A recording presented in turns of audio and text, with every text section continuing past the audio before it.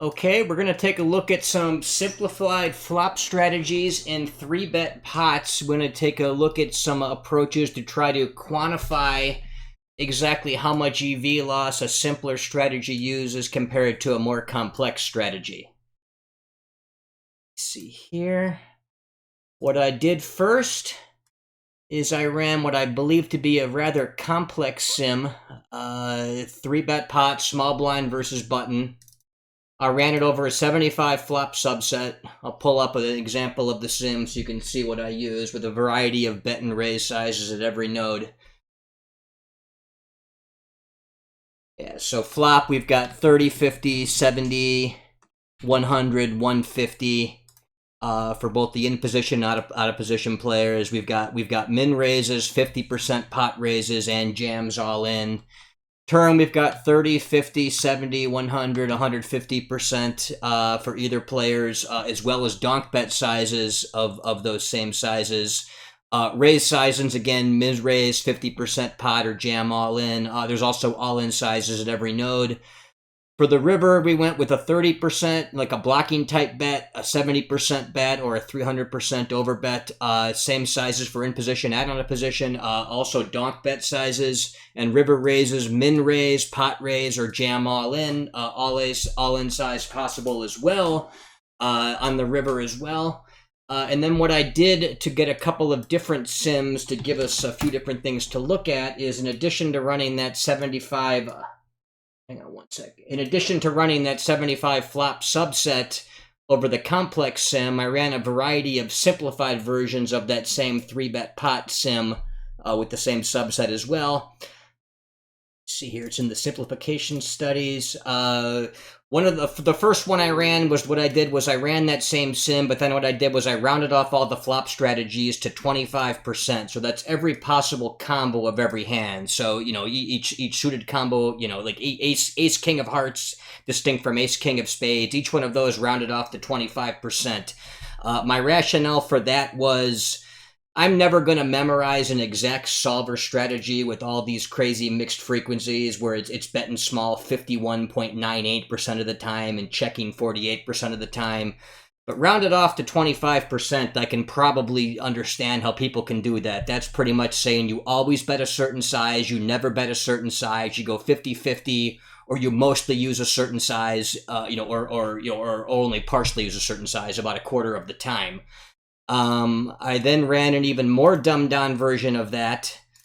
That would be rounded to 100%. So every individual combo is either pure betting for a certain size or pure checking, but it's picking one action for every combo and doing that pure.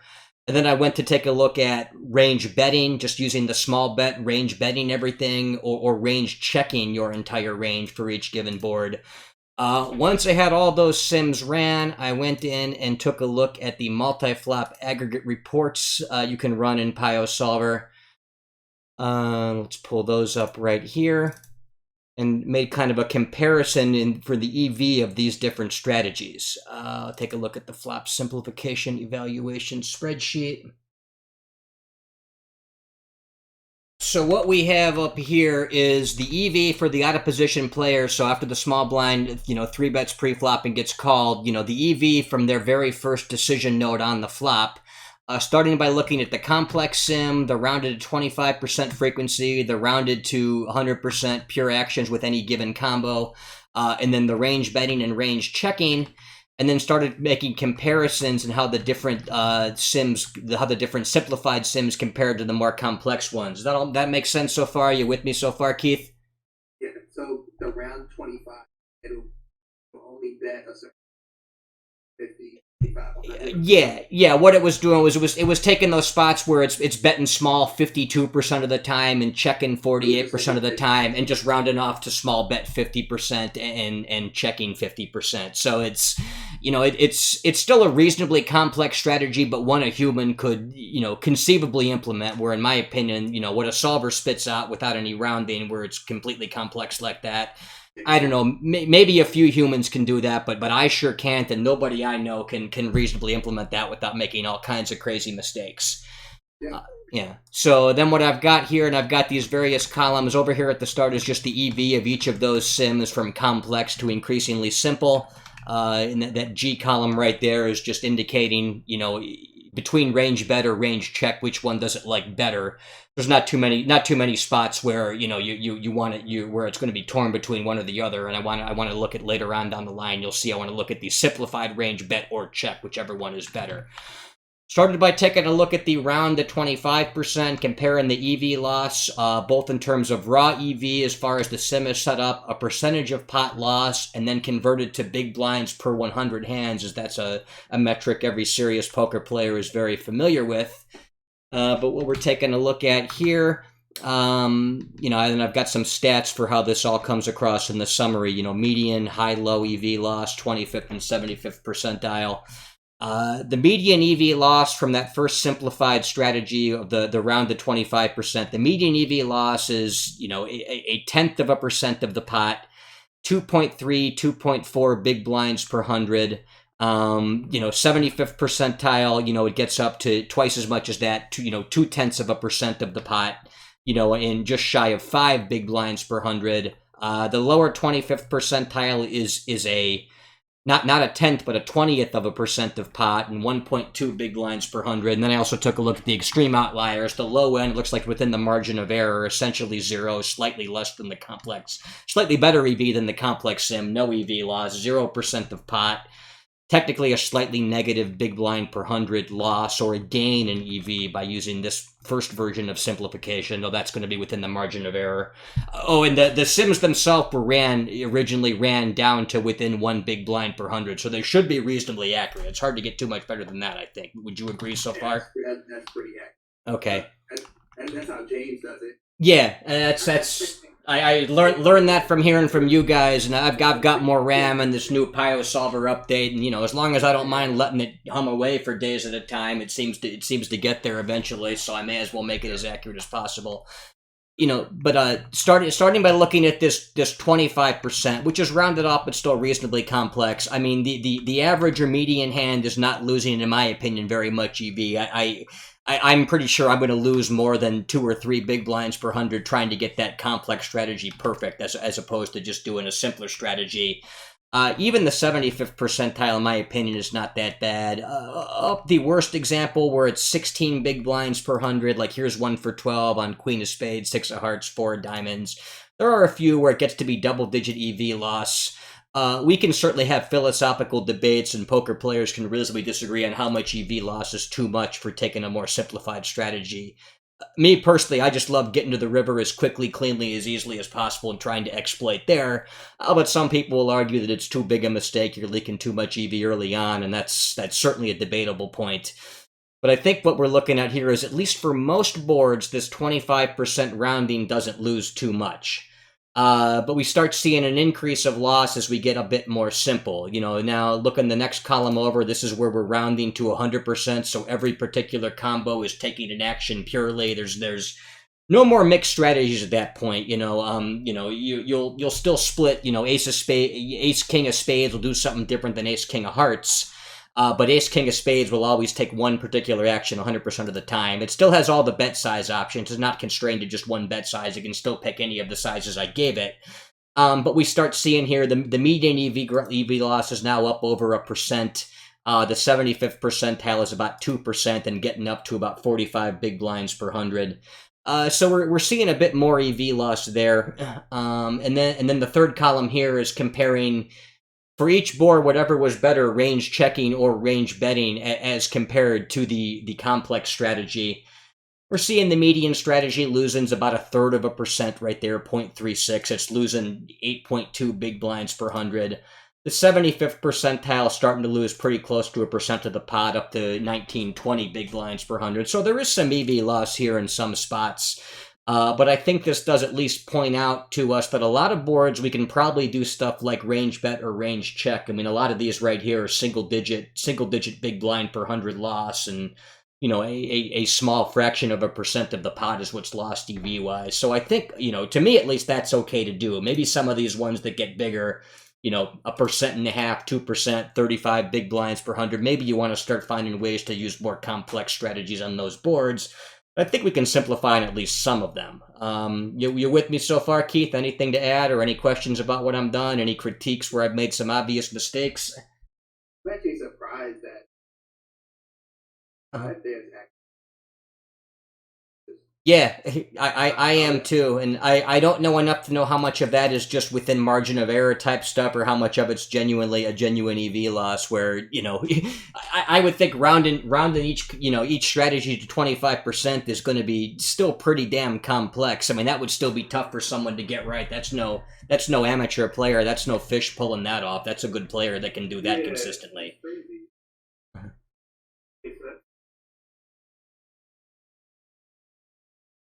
Mm-hmm. What that like shows is like no matter what, you're not gonna do what the solver's doing. Yeah. So even if you're doing something like you're within like 10-15% actual free every single combo you're using, you're still gonna fuck it up so much that you're missing out. With the most here, like 16 EV per 100 on that King 6-2 board or whatever. Yeah. It's like that's like huge. Mm-hmm. Yeah. And it's like even slight mistakes are like slight deviations from GTO perfect play. Yeah. Like you are. Yeah, just goes to show us a razor sharp supercomputer properly trained will beat the hell out of all of us forever. There's, I don't think anybody's really ever going to get anywhere quite this good. Your point is strong though. It's all relative to the pool. I mean, if I'm making 15 big blind per 100 mistakes, but my opponent's making 75 big blind per 100 mistakes, hey, let's do it. I'll take those odds all day long. I think that's the Beat Brown argument. Yeah.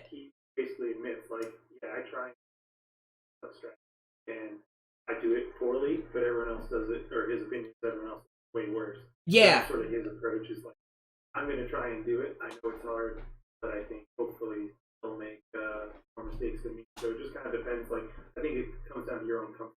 Right? Yeah. So, like, what do you feel comfortable doing? Where do you feel like you're going to play your best? And hopefully then you find areas to Yeah, I talked with B Brown a few weeks ago when that Zenith video that was really railing against simplification really heavily first came out. Whenever everyone started talking about this, and every poker Discord and chat group on the internet was raging about that. I know him a little bit from years ago, and from a smaller Discord, and for whatever reason, he will still respond to my messages. So I reached out to him and asked him, am I hearing this right? What everyone's saying? And he was explaining that a lot, like, I try to know how different lines work because, well, I may be able to play one line a bit better than the other guy can play. I may be able to have a larger edge over a guy in a different line that's a bit more complicated and something he hasn't studied nearly as well, which I'm like, okay, I really can't argue with that. That makes, if you're good enough to do that and you can do that, that makes perfect sense. But that, he made a pretty, in my opinion, balanced, grounded, reasonable assessment of the whole thing, and I really had no argument against what he had to say. Approach really takes into account for what a human being do at the table and the people we're playing against, because we're not playing supercomputer. So I like the way that he, for his approach, but also is self-aware enough. I'm gonna fuck everything else when I put them in no idea what to do. They're gonna fuck more. Like, I really respect. Yeah. Hey, we should all be so lucky to fuck things up to the extent B Brown does at the poker table. I would love to have those kind of problems in life. I did take this comparison a bit further as well. I also compared the range checking or betting your strategies versus the round 25 or round 100s, because I know the range checking or betting strategies are going to have EV loss against the complex strategies, but I'm already conceding I will never be able to implement the pure complex strategy. It's just far too nuanced for anyone to get right, or at least I can never get it right. But in theory, I could maybe get pretty close to the round 25 or round 100%. So I took a look at the EV loss compared to those as well, and I want to take a look at that and see. Compared to the round 25, the median board was losing 0.2% of the pot, about 5 big blinds per 100. At the upper end, there's still a loss of, just shy of 2%, 42 big blinds per 100. So there are some boards where you probably shouldn't be doing it without giving up some very legitimate, theoretical EV loss. But if you're taking a look here, some of the stuff's even popping up in the negative. So some of these are actually performing so well in the range bet strategy compared to the round 25 that whatever EV loss is there is within the margin of error of the solver, even solved down to 1 big blind per 100 precision.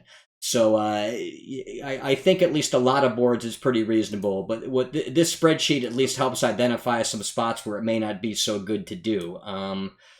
Let me see here. A lot of these right here at the bottom are all double-digit big blind per 100 loss. So like 10 of spades, 5 of spades, 2 of hearts, 10 of spades, 8 of hearts, 3 of diamonds. I guess that makes sense. If you've got hands like a good pair of 10s or an overpair like jacks or queens, those hands benefit really well from betting big. The range bet may work well for a lot of hands, but there are definitely some legitimate strong hands in your range that don't want to do that. This is small blind versus big blind, or small blind versus button, I mean. Yeah, and I can pull up. I didn't look at the ranges I used at the start, but I can do that just to show. I think these are from the range converter pack I bought a couple years ago. That well aren't perfect, seem pretty reasonable. I use pretty similar stuff to this myself with decent results. So this is the out of position 3-bet range right here. Pocket sixes or better, ace jack plus king queen. Pretty much any 2 cards 9 or higher there, so it looks like queen 9 mixed slightly. And then you start getting some mixed combos with a few of these suited connectors. Wheel aces are mixing in. A few wheel aces are bet pure heavily, some not at all. But it looks to me like a pretty reasonable, roughly 15% small blind 3-bet range versus the button open. And then the button call is going to have, not too much in the way of aces, kings, ace, king, queens. Ace, king off and queens are mixed. You have some calls and some 4-bets. Same with jacks and 10s, kind of mixed if they're in there a lot. But then you've got a real wide defense range in position, which I think is reasonable to do. I think it's probably theoretically correct, and I think it's probably pretty close to what regs are doing in the pool as well, from what I've seen. So, the suited broadways are coming along pure. Your pocket pairs are calling not quite pure, but pretty damn close. A little bit of offsuit Broadway calling like ace queen, ace jack, king queen, and then the low frequency of some of the weaker stuff. And then suited connectors in there at a pretty decent frequency, mostly pure, pretty close to pure. And suited gappers in there at a decent frequency to some extent as well. Weaker suited aces in there, some, but not all. So I think these are reasonable ranges. I'm sure some people will quibble with various points of the way this study was done, but I think overall it's at least a reasonable approach. We'll take a look at the range betting or checking strategies versus the round off to 100. Now, at this point, the round to 100 is not all that complex. I mean, that's where every combo is taking one action pure 100% of the time. The median strategy is showing no EV loss, actually a gain, within the margin of error kind of thing. I believe even the 75th percentile is not losing anything right there. No percent of pot lost. So if you're starting to compare range betting or range checking in these spots to a solver inspired complex but heavily rounded off where every strategy is taking a pure action type strategy, most of these hands are not losing any money whatsoever compared to that. So if you can do better than just figuring out which of your complex options each combo wants to take purely at 100% frequency, if you can do better than that, you can do better than simplifying with a lot of these boards. But if you don't think you can do any better than that, a lot of these right here are already showing no EV loss whatsoever or extremely negligible EV loss. I mean, 75% of them are showing none. Yeah, the upper bound is less than 1%, 18 big blinds per 100. So, like I said, it can be a very philosophical debate for how much EV loss is too much and how well you think you can play compared to an ideal solver-inspired, truly complex, crazy complicated strategy. And exactly where you draw the line for how close to that you can get is also should be baking into the equation for how simplified, you should get and how often you should do it. But I thought this was kind of interesting. I hope you guys do too. So what this is saying is, if you would either range check or range bet, actually gains 15 V versus yeah. Although 100 per individual combos. Yeah. So that's either because my pure strategy, I don't think it can truly be any better, because if range betting or range checking is better than just rounding off the complex strategy to 100% pure, I don't see how it can't just 100% pure range bet or range check if that's going to be better than something else. So I'm thinking this is probably some kind of margin of error type situation, as opposed to it's actually a better EV. I don't think it's truly better EV than the round 100 strategy. I think it's margin of error, but I think that it shows me that the EV loss is so small it's within the margin of error for a lot of these boards, where you can do it when not have any real theoretical EV loss, even if someone plays well against you. Does that make sense? I think that's probably the better way to look at it. Yeah, what it shows is that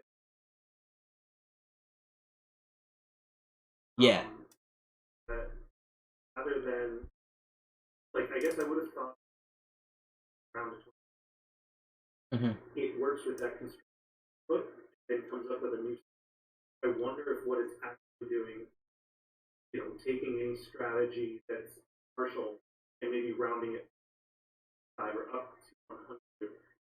Thus, it's creating this error. It's not actually solving it.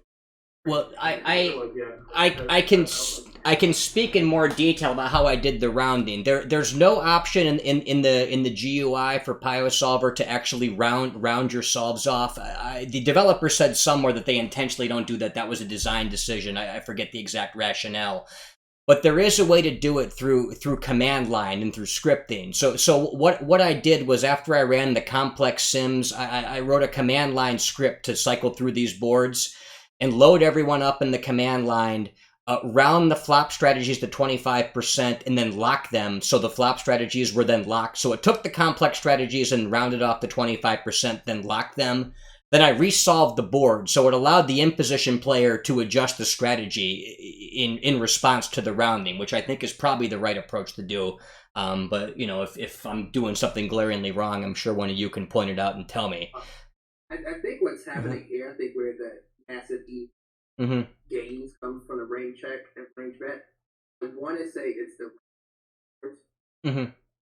So, like, the boards that, like, the boards that would benefit from range versus range betting, and you then are forcing combos within there to bet 100%, it then, like, makes it's like really negative EV. Well, the range bet or range check comparisons, it's picking whichever EV it likes better of range betting or range checking. So it's that's what I'm saying. Like, so when it's rounding to 100, so the range check, like, it's like, in theory at like 15. Okay. No combo in there is gonna be 100%. Yeah. Your value hands will bet, like, you might have like 50, 60%. You like to bet. Okay. Your bluffs are mostly going to bet like 15, 20%. Okay. When you're forcing it to bet 100%, the value hands bet 100%. Now these 15, 20% bluffs, they also have to bet 100% just to keep the strategy down. Well, I think it probably rounds those low frequency bluffs down to 0 if it's only betting them 15%. So maybe it's out of whack, and that your value bets are still betting now 100%. As opposed to 70. Would never do something where it's only betting for value. Yeah. It's gonna force itself to include. Well, the way I ran the rounded strategies, it might, because I went and I took the complex strategy, I had it round everything to 25 or 100 for whichever one it was on, and then locked that strategy and resolved. So it might have forced some completely out of whack stuff. Like if you're talking about spots, every single board. Yeah, and I did it with a script. I didn't manually do it. I mean, that would take forever. I figured out a way to do it with the command line script. Was the only way I could do it. I wasn't going to do it by hand, and there was no way to do it with the built-in interface. You had to do it that way, but it worked. Yeah, the reason the issue is, like, if it actually rounding and let it solve it. Okay. For instance. Yeah. Okay. If it was truly higher EV, then it wouldn't bet 100%. Yeah, or rather than round a bunch of the 15% like low frequency bluffs all to 0, would round a few of them to pure bluff and the others to pure check, mostly rounded to pure check, but mix in a few bluffs so it had it. I think that makes sense. So that's it's all those small all getting wiped out. Yeah. I'll buy that. I think that's a very legitimate criticism or a very legitimate limitation of what I've done here. Well, it sounds like it's a issue. Yeah, well.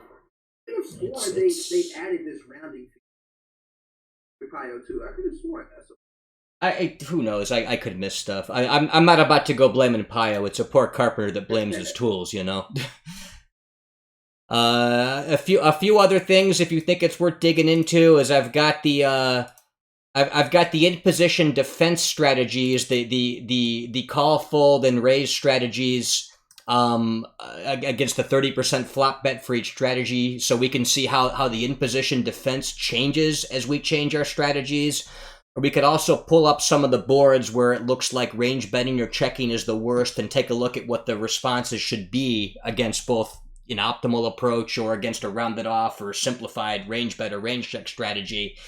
The other thing to keep in mind is that if range betting is bad on certain boards because, you know, the pool has a very good counter strategy, but it requires a lot of raising or calling at some really high frequency that the pool's not doing, that may also not matter. You know, we could start looking at what pool's actually doing with mass data analysis and see if, well, they can punish me for this mistake right here by doing this, but the strategy involves raising 40% and ain't nobody doing that. So, you know, I'm not worried about being exploited. So we could dig into it further like that if people think there's any merit in that, or we can look at what the MFA reports say the defenses should be for some of these boards as well, if you'd like. I don't know. It'd be interesting, and if it's not tonight, that's cool. But I think it'd be interesting to check out what happens, like the worst boards for range betting or range, and how the solver responds. Be locked into doing that. It's purely anecdotal, but I feel like especially on the AE, people would just overstep too. Yeah. Like they just, I mean, they don't. Yeah, well. I think that'd be. I've been known to do that once or twice myself too. I mean, it's not unheard of, you know. Let's see here. The biggest EV loss is just shy of 2%, 45 big blinds per 100 for the range check or bet compared to the complex. That looks like that's the 8 of spades, 7 of hearts, 2 of diamonds board, and it likes range betting slightly better than range checking, though both are a lot worse than the complex strategy, to the tune of about 2% of the pot. Let's pull up the range bet for that and see what goes on. Well, let's pull up the complex sim first and see, you know, how it's supposed to defend right off the bat, and then let's see what it does when we force it into a range bet, how the imposition player responds. 8 of spades, 7 of hearts, 2 of diamonds.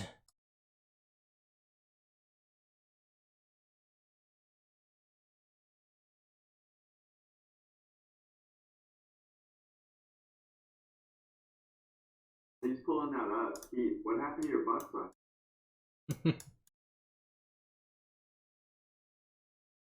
I went to turn the game on and I was like, they're gonna blow him out. Giannis hurt his knee, man. They couldn't come back from that. They were shell shocked. Yeah, Giannis is done. I mean, they were down by 10 when they scored in that possession, and then the Hawks won a 15-0 run. It was within the point where, like, if Giannis doesn't get hurt, they hurt man game. Yeah, it's been like it's just like an emotional, like, you lose your best player. It's like, oh shit. We're already struggling with this team, this game. Last game, they had we lost our guy who scored. They remind me of the old LeBron Cavs in his first stint, where it's everybody is purely tailored to maximize LeBron, and the moment you take him out, you know, it's like taking the engine out of the car. Yeah, we'll see tomorrow, but Trae Young is still out. I doubt it. His own bruises just don't heal over. No. Okay, taking a look here, we've got the complex sim on the left and the range bet small or sim on the right. The out of positions player strategy is to, you know, mostly bet 2/3 and then a smidge of half pot. It didn't use any of the other sizes, none of the crazy big pot size or larger or the small bet. And while it mixed in the half pot bet some, it doesn't look like any hand really prefers half pot over 2/3. this is what's interesting here. Like, since you can see like how EVs are close to betting and range checking. There are some hands that clearly prefer to pretty much always bet, and there's other hands that just always refer to check. Yeah. To force it to do either one. It's like part of our strategy wants to do that anyway. So, mm-hmm. Yeah, like another interesting thing about the like 10 and under boards in this, and run it with 50%. There was just a lot of all these boards like to mix between the two. There wasn't a clear preference, so I went and reran all classic and for over 50 and 67. okay. So I'm to just start using 60 as the nut size here for our like 10 and lower boards on. Okay. Yeah, because even here, like 67, even though the sum clearly prefers to use 7, difference in EP is pretty much negligible. Yeah, like you know about this compare actions feature in Pio, where you can compare. I'm comparing the 161 and the 115, so that's the 70% and the 50% bet. You know, it gives you a nice color-coded grid for if any, you know, like what white means there's almost no difference. It's real close, and it gives you a color coding for if it prefers one of the two choices. Even though the solver's almost always picking 161 over 115, it's picking 70% over 50%. You know, the EV difference for each individual hand is there's really no significant difference right there as far as I can tell. I'm going to compare the preferred size, that 2/3 70% size, to the small bet, and it looks like even that's not showing a whole lot of difference actually, which is kind of surprising to me. But let's take a look at the defense frequency here. I mean, if you just range bet small on that board, the in-position player needs to really not be folding. I mean, look, it's folding 0.5% of the time, and it's calling almost everything. It's raising a few hands. It looks like it's raising. It's not pure raising anything. It's mixing, but the pure raises are mostly small, vulnerable overpairs that are good.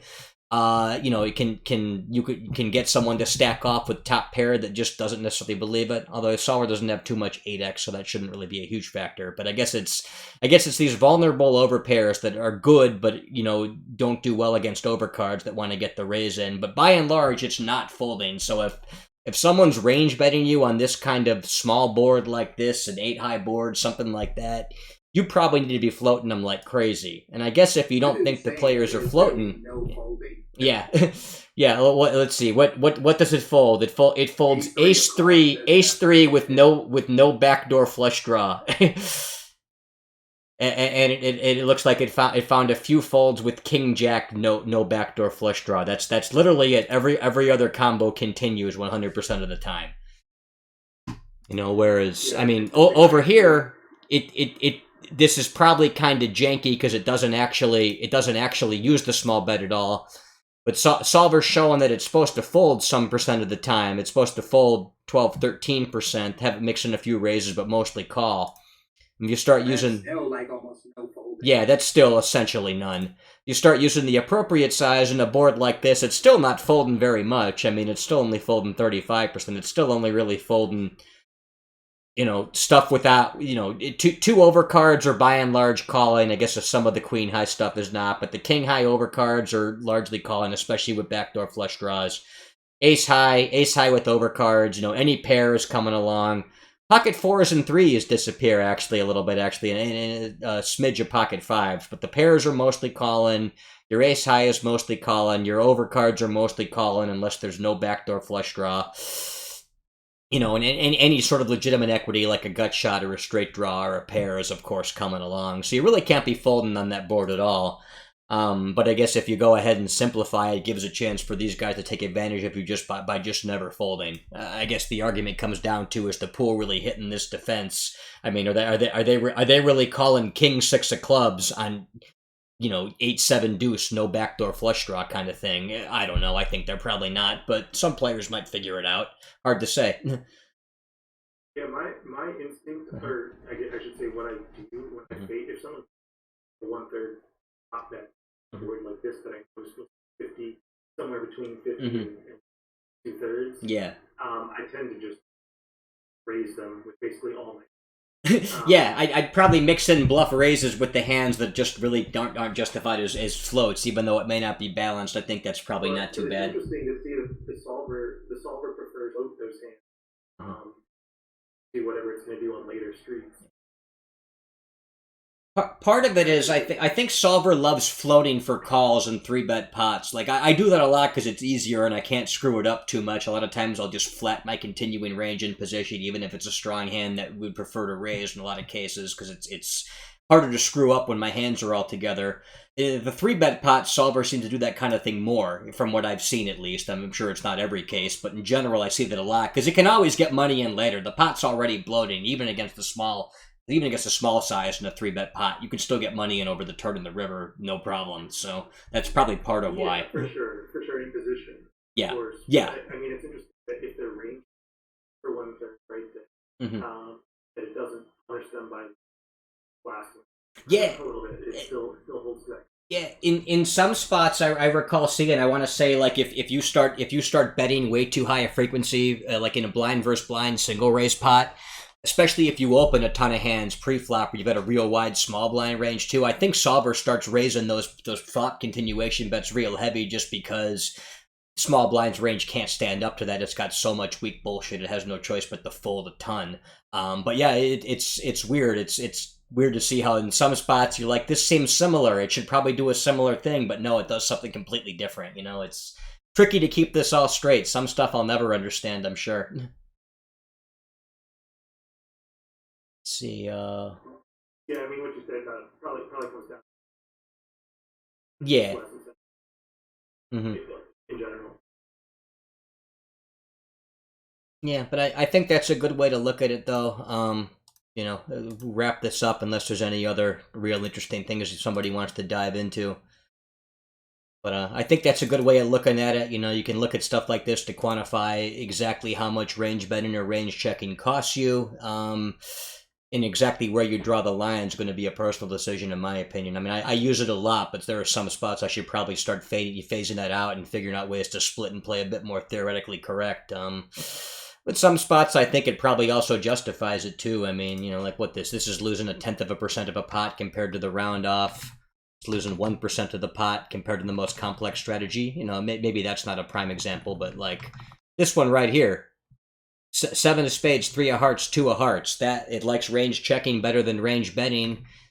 How much does that? Oh, I'm sorry, that's not a good example. Here's a good example. 4 of spades, 3 of spades, 2 of hearts. It likes range checking a good bit better than range betting, and range checking loses 0.06% or 1.38, 1.4 big blinds per 100 compared to the complex strategy. I'll probably just go ahead and range check that till the day I die and not sweat that too much. But if you're starting to lose, I don't know exactly how much is too much, but you're losing 30, 45 big blinds per 100 by not splitting, maybe that's a spot where you want to work some splits in. Yeah, I mean, I guess it was better like 40% of 8-7, 45. What's that? It was betting like 45% of the time. 8-7-2. Yeah, the one that I pulled up. Yeah, the complex sim was betting 45, 45.8%, something like that. Strat look has to be bad. Let's take a look. Say they call. Hotness.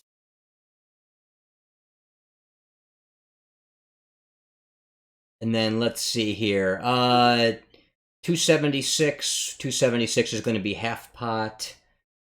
Looks like it's going to the half pot a lot here. Using a small bet, like a 30% bet on the ace overcard quite a bit. Or some kings. Kings is mixed in different sizes pretty heavy though. What do we see here? I'm seeing lots of half pot bet though. Looks like that's probably the most common size across all possible cards. Occasionally a bit bigger, not jamming too much. Let's see.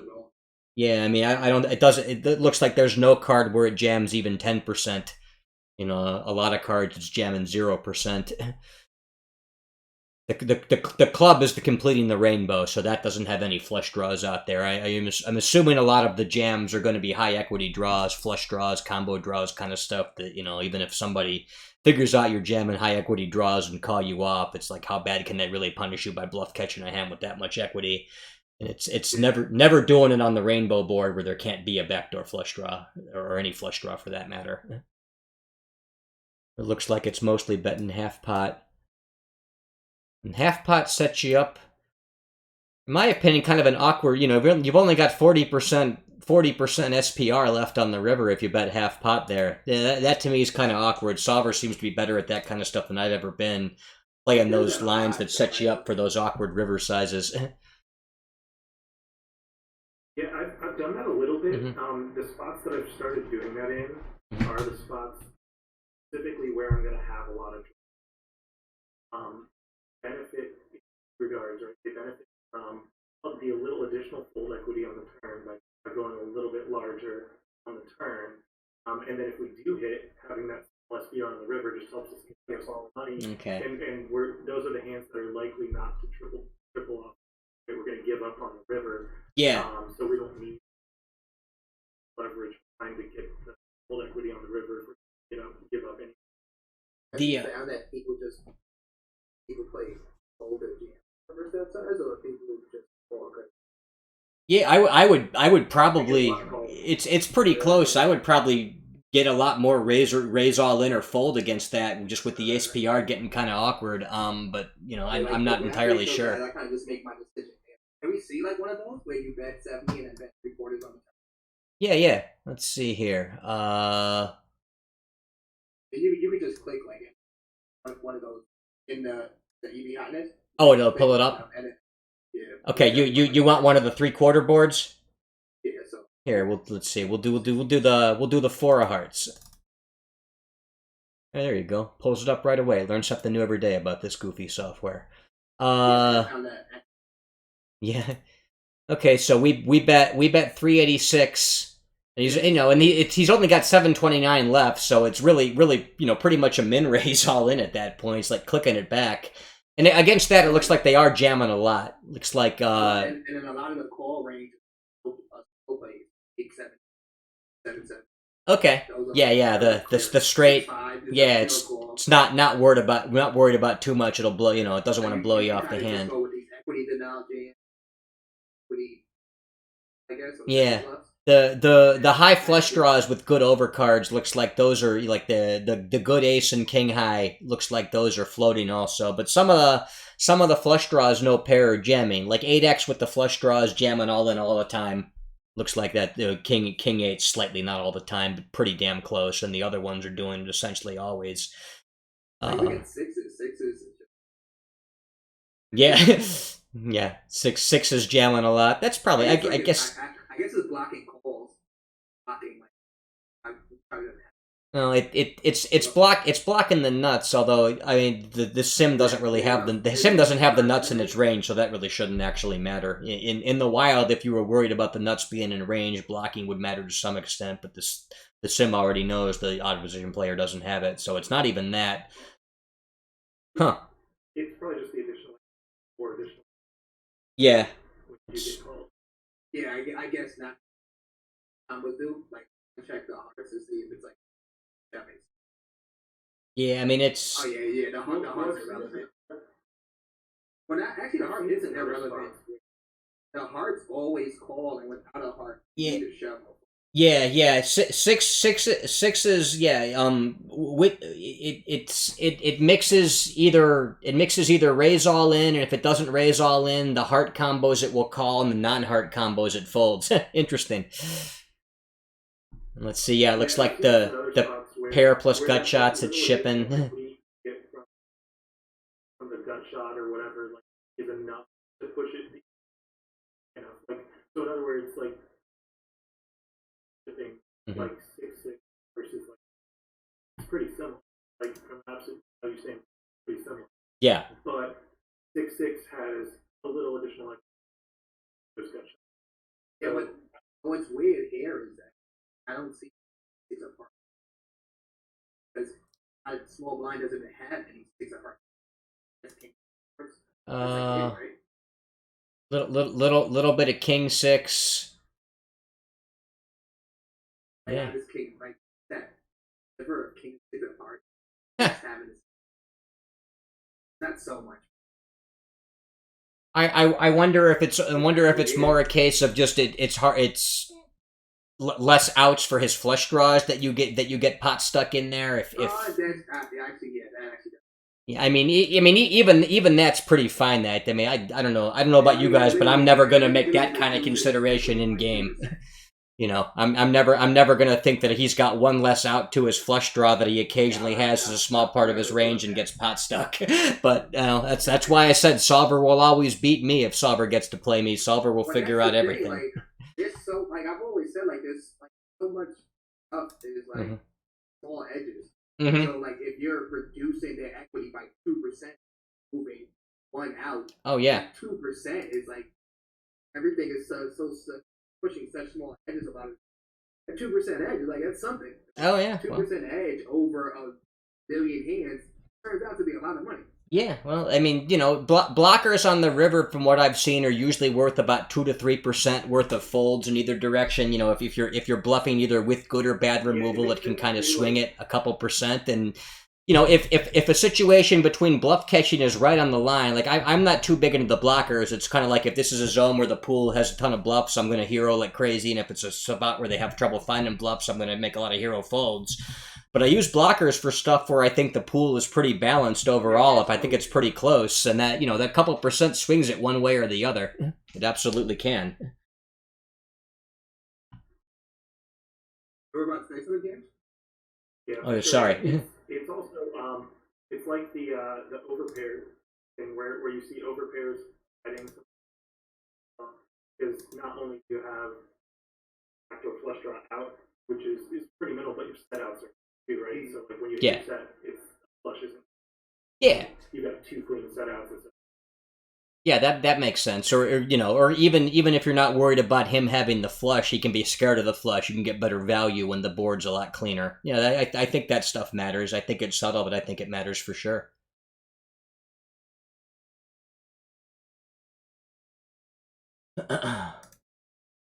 Well, I think that's about all I got. Probably a good place to cut it off, guys, unless anyone else has anything else they think they want to talk about or dive into. Okay. Cool. Thanks. Yeah, I'm working on stuff like this for other formations as well, too. It takes a long time to run the sims, of course, so it doesn't happen real fast, but I think it's worth looking at. Getting the flop strategies hammered down is probably valuable. Yeah, no, this was good. Cool. All right. Well, thank you very much. Thanks for joining. I'm going to cut it now, but I'll talk to you in the Discord. Good night.